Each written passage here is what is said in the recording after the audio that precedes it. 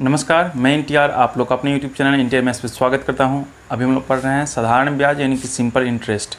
ठीक है, इसके पहला वीडियो में मैंने आपको इसका बेसिक कॉन्सेप्ट कुछ क्वेश्चन करवा दिए थे, तो जाकर जो बच्चे नहीं देखे प्लीज़ जाकर उसे देख लीजिए। आगे का क्वेश्चन जो हम लोग इस वीडियो में करेंगे, तो शुरू करते हैं आज का क्लास बिना टाइम गवाए हुए। फर्स्ट क्वेश्चन जो आपके सामने आ रहा होगा वो बिल्कुल इस तरह से है। इसमें कह रखा है क्या कि 3000 की राशि पर 12% वार्षिक ब्याज की दर से साधारण ब्याज जो होता है आपका 1080 रुपये का ब्याज कितने सालों में मिलेगा, ऐसा कुछ क्वेश्चन पूछा है। बड़ा इंपॉर्टेंट क्वेश्चन देखिएगा। सबसे पहले तो आप ये बताओ कि आपको 12% रेट दे रखा है ना, 12% रेट। 12% रेट का मतलब कितना हो गया, 12/100। इसको कैंसिल करोगे 3 चौका 12, 25 चौका 100, यानी कि 3/25 आ चुका है। 3 बटा कितना आ गया 25, यानी कि 25 रुपया पे 3 रुपये आपको मिलेगा सिंपल इंटरेस्ट 1 साल पे। अब हमसे ये पूछा है कि 3000 रुपये की राशि पर, यानी कि ये जो आपका प्रिंसिपल होता है, ये जो प्रिंसिपल होता है और ये जो आपका एसआई होता है, ठीक है। तो इस 25 पे हमें मिला है कितना, 3000 रुपये। कितना मिला है, 3000 रुपये। 3000 रुपये मतलब बताइए कि अगर ये 25 से कटेगा तो 25 चौका 100, 2 शून्य का मतलब होता है 100, तो 2 शून्य से मैंने काट के 25 चौका 100 कर दिया। दोनों को गुना करूँगा मैं, 3 चौका 12 होता है, कितना हो जाएगा, ये 120 आ गया। कितना गुना आ गया, 120 आया। डैट मीन्स ये हुआ हमारा कि आपका 120 गुना ज़्यादा है। 25 से कितना गुना ज़्यादा है, 120 गुना, यानी कि 1 यूनिट का वैल्यू हो गया आपका कितना, 120। अब आपको यहाँ पे क्या करना है कि जो सिंपल इंटरेस्ट दे रखा है वो दे रखा है कितना, सिंपल इंटरेस्ट आपको दे रखा है 1080 दे रखा है, 1080 दे रखा है। अब एक बात बताइए, ये जो 3 रुपया मिला है, यानी 3 जो लिखा हुआ है वो तो आपका 1 साल का है। अगर इसमें कुछ टाइम भी लगा होगा तो टाइम टी लगा होगा, ठीक है। टाइम क्या लगा होगा, टी। पूछा कितने साल के लिए, टाइम टी लगा है। और 120 गुना ये ज़्यादा होगा, डैट मीन्स 120 से आप यहाँ भी गुना करोगे। तो बताइए अगर ये दोनों का अगर आप बराबर कर लेते हो तो देखिए 3 से कटेगा ये वाला पार्ट, 1 शून्य से तो पहले 1 शून्य काट दो, ये 12 9 78 से काट दो 9 बार में। अब ये 3 से काटो, ये 3, तो टी का मान कितना आ गया, 3 आ गया। यानी टी का जो वैल्यू आएगा वो 3 ईयर का होगा। इतनी सी बात समझ में आ गई होगी आपको, ठीक है। बढ़ते नेक्स्ट क्वेश्चन की तरफ। इसका ऑप्शन मैच कर लीजिएगा। ऑप्शन जो होगा इसका बी नंबर जाएगा। ऐसे क्वेश्चन और भी होंगे तो सब्र रखिए और बनाते रहिए। नेक्स्ट क्वेश्चन पढ़िएगा कि 2000 रुपये पर प्रति हज़ार जो है 75,000 रुपये दे रहा है। अब इस बात को समझिए ज़रा कि 75 रुपये प्रति हज़ार, यानी कि 1000 रुपये पे कितना मिल रहा है, 75 रुपये मिल रहा है। पहले क्वेश्चन पढ़ लीजिएगा कि 2000 रुपये प्रति 75,000 रुपये वार्षिक दर से 2 वर्ष का साधारण ब्याज क्या होगा, ऐसा पूछा है। यानी कि 1000 रुपये पर अगर आपको मिल रहा है कितना, 75 रुपया 1 साल में, तो आपको 2000 रुपये कितना मिलेगा। 2000 पाने के लिए क्या करना पड़ेगा आपको, 2 से गुना करना पड़ेगा। तो यहाँ भी 2 से गुना करोगे तो कितना हो गया आपका, ये 150 मिलेगा। 2000 रुपये कितना मिला, 150 रुपये मिला 1 साल में। तो आप जानते हो कि सिंपल इंटरेस्ट जो होता है प्रत्येक साल सेम टू सेम ही होता है। तो 1 साल में अगर 150 रुपया मिला 2000 पे, मैं यहाँ पे फिर से लिख दूँ कि 150 रुपया मिला 2000 रुपये, 1 साल का हुआ ये। 2000 पे कितना हुआ, 150 रुपया 1 साल का। तो अगर 2 साल का चाहिए तो सिर्फ इसमें आप 2 से गुना कर दोगे कि 1 साल में 150 रुपया, फिर दूसरे साल में फिर से 150 रुपये मिलेगा।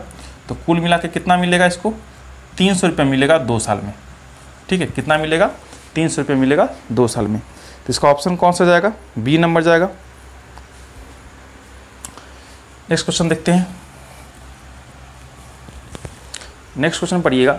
इसमें क्या कहा है कि कितनी राशि पर 2 वर्ष का जो है रेट R% रेट से साधारण ब्याज जो R होगा।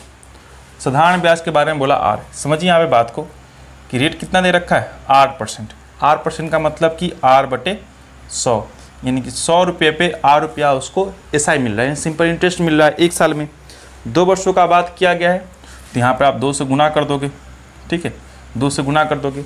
लेकिन आपसे पूछा क्या है कि सिंपल इंटरेस्ट कितना होना चाहिए, बोला कि साधारण ब्याज R होगा। R कब होगा भाई, जब यहाँ पर R को खाली करोगे यानी 2 को हटाओगे तो नीचे कितना जाएगा, 50।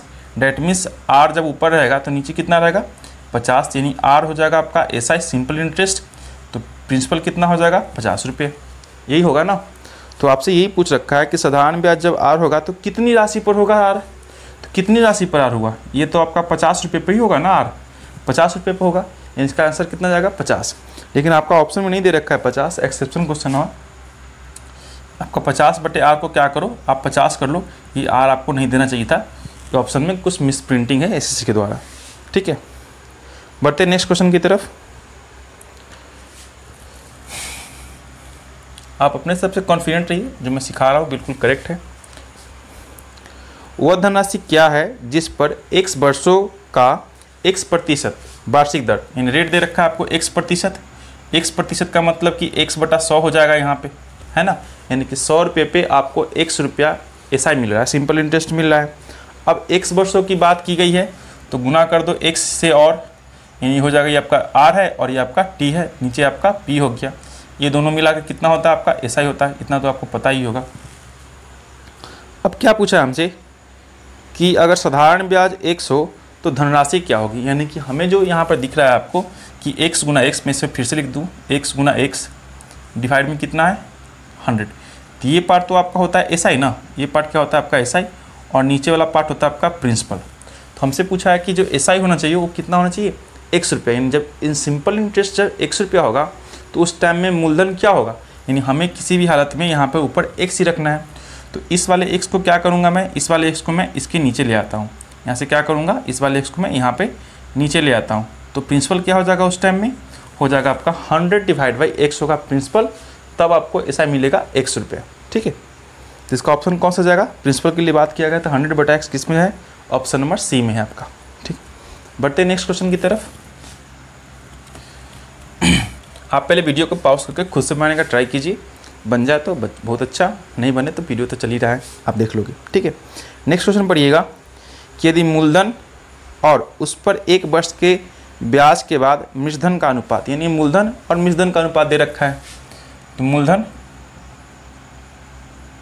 हो गया आपका P यानी प्रिंसिपल अमाउंट, और अनुपात मृजधन यानी कि A।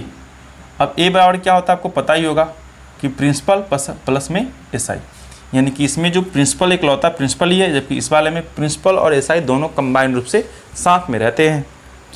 इसका जो रेशियो दे रखा है ये दे रखा है 10:12, कितना दे रखा है 10:12। तो आपसे पूछा है कि वार्षिक ब्याज की दर कितनी होगी, सो बता दीजिए, वो भी 1 वर्ष में ऐसा हो रहा है। ठीक है, अब बताइए कि अगर मूलधन को मैं 100 कर दूं तो कितना से गुना करना पड़ेगा 10 से, तो 1 शून्य अगर मैं इधर चिपकाऊँ तो 1 शून्य इधर भी चिपकाना पड़ेगा, है कि नहीं। तो जब मूलधन 100 रुपया हो जाएगा तो मिश्रधन कितना हो गया 120 रुपया। तो इस पर जो हम लोग बढ़ाएं, ये तो मूलधन था, यहाँ पर भी मूलधन है, तो बढ़ा क्या इसमें सिर्फ SI बढ़ा ना, तो SI बढ़ा कितना बढ़ा भाई, तो आप कहोगे 20 रुपया बढ़ गया, कितना बढ़ा 20 रुपया बढ़ गया। और टाइम क्या था आपका, आप जानते हो कि जब मूलधन 100 रुपया होता है तो SI बराबर क्या होता है, इसमें सिर्फ 2 बात का हिस्सेदारी होती है, एक होता है आपका R का, एक होता है आपका T का। तो T का वैल्यू अगर यहाँ पर 1 दे रखा है क्योंकि 1 साल में ही चेंजिंग हो रहा है, तो R के लिए क्या हो जाएगा 20 हो जाएगा, 20 गुना 1 20, यानी रेट क्या हो जाएगा उस टाइम में 20% हो जाएगा। ठीक है, रेट क्या हो जाएगा 20%, ऑप्शन नंबर इसका डी जाएगा। बढ़ते नेक्स्ट क्वेश्चन की तरफ। जो बच्चे फर्स्ट वीडियो नहीं देखे हैं उनको थोड़ा समझने में हो सकता है प्रॉब्लम, तो पहले जाकर फर्स्ट वीडियो देख ले ताकि आपका बेसिक कॉन्सेप्ट क्लियर हो जाए।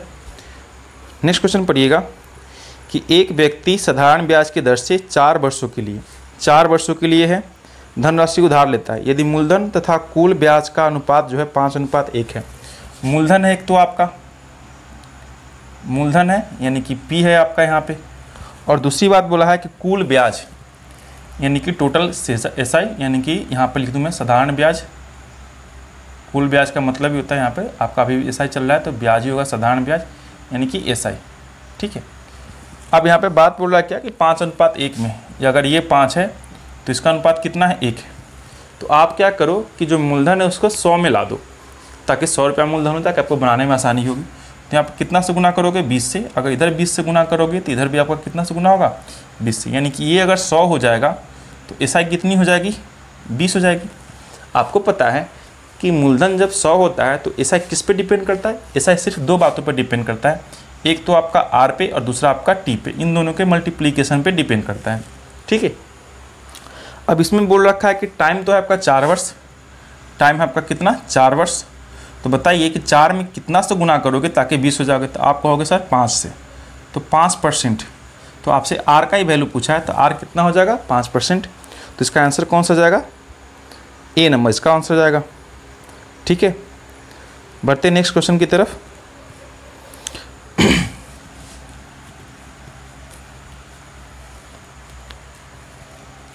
नेक्स्ट क्वेश्चन पढ़िएगा। इस क्वेश्चन में क्या कहा है कि ए ने बी को 2500 रुपया तथा उसी समय सी को कुछ राशि देता है 7% वार्षिक ब्याज की दर से उधार देता है। ठीक है, यदि 4 वर्ष के बाद ए को बी और सी से कुल मिलाकर कितना होता है 1120 रुपया ब्याज प्राप्त होते हैं। तो आपको बताना है क्या कि सी को उधार दी गई राशि कितनी थी, ऐसा पूछा है। तो सबसे पहले आपको तो रेट ऑफ इंटरेस्ट दे रखा है 7%। मैं इसको क्वेश्चन को समझा दूं पहले यहाँ पर रफली थोड़ा सा, कि ए आदमी है, ए ने क्या किया है, बी को भी कुछ पैसा दिया है और सी को भी पैसा दिया है। ठीक है, दोनों को पैसा दे रखा है। दोनों को दे रखा है कितने परसेंट पे, दोनों को दे रखा है 7% पे। इसको भी दे रखा है 7% पे, इस पर भी दे रखा है 7% से। ठीक, अब यहाँ पे बात हो रही है क्या कि यदि 4 वर्षों बाद, यानी टाइम भी क्या दे रखा है, इसके लिए भी 4 ईयर दे रखा है और इसके लिए भी 4 ईयर दे रखा है। दोनों के लिए ईयर भी टाइम ठीक ठाक है। इसके लिए बात की जाए तो इसके लिए दे रखा है 2500 रुपये। इसके लिए कितना दे रखा है 2500 रुपया, और इसके लिए क्या दे रखा है आपको ये पूछा गया है कि कितना दिया होगा।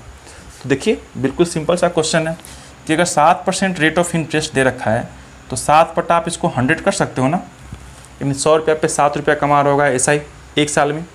अगर 4 साल की बात की गई है तो इसमें आप 4 से गुना कर दोगे, ये कटेगा कितना 25 बार में, यानी कि 7/25 हो जाएगा। यानी कि 4 सालों में 25 रुपया पे 7 रुपया ही इनकम हो रहा है इसका। अब इसमें पूंजी कितना दिया गया था, इसमें जो पूछ रहा है पूंजी के बारे में तो पता नहीं, क्योंकि एक ही दे रखा है, आधा अधूरा पूंजी दे रखा है, आपको पूंजी निकालना ही है। लेकिन इंटरेस्ट जो दे रखा है दोनों को मिला के दे रखा है, तो इंटरेस्ट तो ओवरऑल पूरे पे निकलेगा। तो इंटरेस्ट का जो वैल्यू दे रखा है ये आपको दे रखा है कितना 1120 दे रखा है इंटरेस्ट। अगर 1120 इंटरेस्ट दे रखा है इसका मतलब ये कितना गुना है आप ही बताओ ज़रा, कि अगर 7 का मतलब है 11-20 तो 1 का मतलब कितना होगा 16 5 80, 16 दूना 32 आ जाएगा, यानी कि 16 गुना ज़्यादा है। अगर ये 16 गुना ज़्यादा है तो इसका 16 गुना कितना होगा आप ही बताइए, कितना हो जाएगा इसका बताओ ज़रा 4000 ना, कितना हो जाएगा ये 4000 हो जाएगा।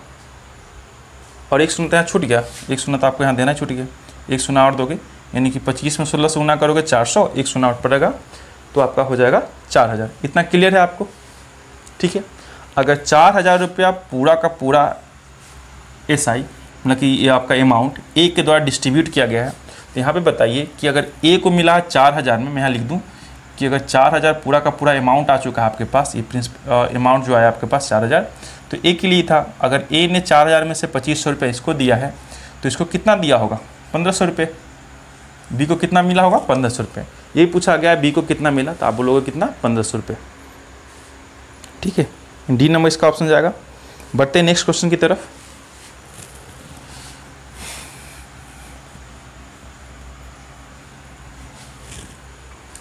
इस क्वेश्चन में पढ़िएगा कि एक व्यक्ति बी को 3 वर्षों के लिए दे रखा है 10,000 रुपये तथा सी को 4 वर्षों के लिए दे रखा है 6,000 रुपये, और इसमें कहा गया कि साधारण ब्याज पर उधार लेता है तथा दोनों से कुल मिलाकर जो है 5400 रुपया ब्याज के रूप में प्राप्त होते हैं। तो रेट ऑफ इंटरेस्ट बता दीजिए कितना होगा। तो 5400 रुपया मैं यहाँ लिख दूँ कि SI डिवाइड में P होता है आपका।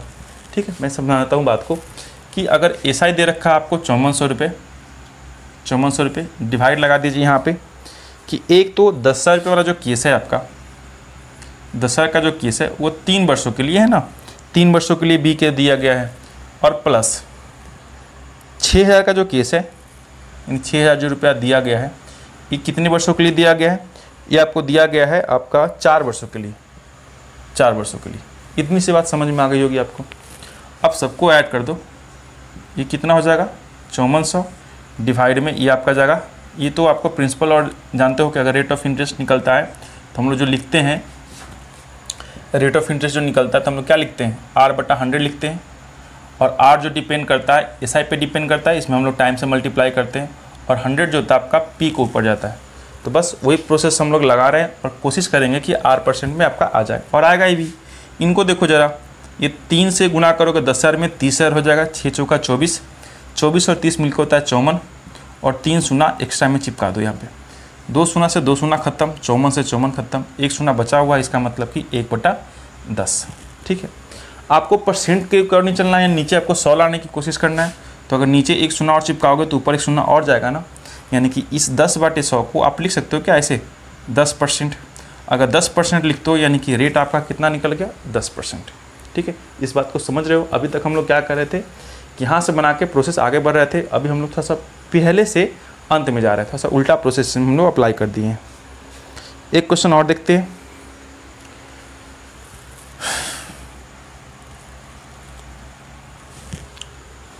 इस क्वेश्चन में देखिएगा कि x और y को बराबर राशियों है 7.5% की दर से क्रमशः 4 वर्ष के लिए, और एक बार दिया गया है 5 वर्ष के लिए, यानी कि x है और y है। एक को दिया गया है 4 ईयर्स के लिए और दूसरे वाले को दिया गया है 5 ईयर्स के लिए, 5 वर्षों के लिए। ठीक है, दोनों का जो रेट ऑफ इंटरेस्ट है वो आपका 7.5 का है, यहाँ पर भी 7.5 का है। ठीक है, दोनों के लिए। तो कुल इसका जो SI आएगा वो कितना आएगा, गुना करोगे तो, और इन दोनों को गुना करोगे तो कुछ ना कुछ आएगा ही। लेकिन कहा गया है क्या कि दोनों का जो SI है यानी कि जो ब्याज में डिफरेंस है वो आपका 150 रुपये का। तो यहाँ पे बताइए, अगर इन दोनों का मल्टीप्लिकेशन करते हो और इन दोनों का मल्टीप्लिकेशन करते हो तो कुछ ना कुछ तो वैल्यू आएगा ही। तो आपको यहाँ पर डिफरेंस बताना है, तो आपका डिफरेंस कितना होगा, बस ऐसे समझ लो कैजुअली कि अगर 5, ये तो आपका कॉमन हो जाएगा 7.5 कॉमन होगा, तो 5 में से 4 घटाओ कितना आएगा, 1 आएगा, और 1 में कॉमन पार्ट को गुना करोगे तो 7.5 ही आएगा। यानी आपको पूरी गुना करने की भी ज़रूरत नहीं है। और 7.5 का ही वैल्यू दे रखा है आपका 150 रुपये, क्योंकि ये जो निकला हमारा वो क्या निकला, SI निकला है। और SI डिपेंड कर रहा है आपका टाइम पे, और क्या डिपेंड कर रहा है आपका R पे। टाइम पे और R पे डिपेंड कर रहा है आपका यहाँ पे SI, टाइम पे और R पे डिपेंड कर रहा है SI। तो हम लोग प्रिंसिपल कितना लेते हैं, 100 लेते हैं। अगर 7.5 ऐसे मान लें कि 7.5 यूनिट का मतलब है 150 रुपया, तो बताओ कि आपका 15 दूनी और 7 दूनी 15 होता है, 20 आएगा। यानी कि 1 यूनिट का जो वैल्यू है यहाँ पे ये 20 आ गया। तो हमें कितना निकालना है, हमें निकालना है आपका 100 के लिए, क्योंकि प्रिंसिपल तो इस टाइम आपका 100 हो जाएगा। जब SI सिर्फ रेट और टाइम पे डिपेंड करता है तो प्रिंसिपल हम लोग क्या लेते हैं, 100 लेते हैं। तो अगर 1 का वैल्यू 20 है तो 100 के लिए कितना हो जाएगा, 2 शून्य और चिपका दो इधर, 2 शून्य आपको और इधर चिपकाना पड़ेगा, यानी कुल मिला के कितना हो जाएगा, 2000 रुपये हो जाएंगे। तो ऑप्शन मैच कीजिएगा, ऑप्शन नंबर C इसका जाएगा करेक्ट आंसर। ठीक है, तो आज के लिए सिर्फ इतना ही, 10 क्वेश्चन हो जाएंगे, और जो नेक्स्ट वीडियो में हम लोग इसके बाकी का क्वेश्चन करेंगे, और उसके बाद हम लोग एक नया टाइप के बारे में पढ़ेंगे। ठीक है, जिसमें हम लोग जानेंगे कुछ बेहतरीन क्वेश्चन। तब तक के लिए बने रहिए। कल एक इस वीडियो इसका और आएगा जो इसी बेस पर रहेगा, तो वो भी थोड़ा सा मज़ेदार होने वाला है, क्योंकि उसमें भी क्वेश्चन कुछ अनोखे क्वेश्चन होंगे, तो उसको भी देख लीजिएगा। फिर मिलते हैं कल नेक्स्ट वीडियो में, तब तक के लिए tata bye bye and see you.